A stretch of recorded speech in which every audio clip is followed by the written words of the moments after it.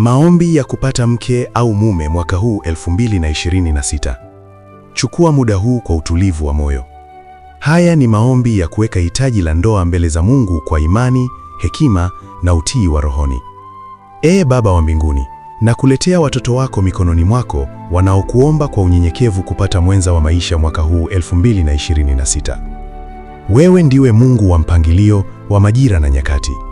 Unajua mioyo yao, mahitaji yao na kiu yao ya kuingia katika ndoa iliyo ya mapenzi, amani na heshima.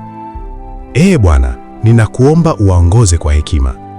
Usiwaache waingie kwa haraka isiyo na busara wala kwa presha ya watu, bali waingie kwa uongozi wa Roho wako.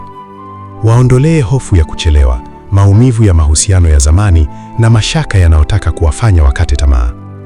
Neno lako linasema kwamba unampa mtu msaada wa kufaa. Ee Mungu, waunganishe na mke au mume uliyemwandaa kwa kusudi lao.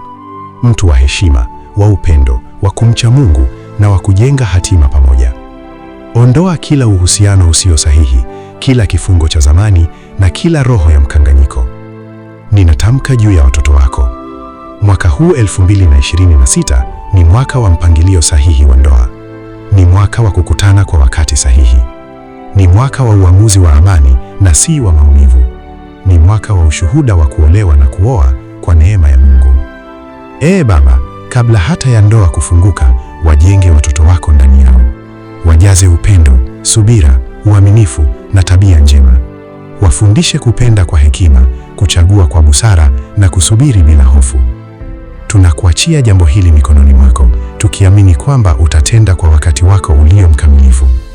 Tunaamini kwamba milango itafunguka, njia zitaonekana na ushuhuda utatokea. Katika jina la Yesu Kristo.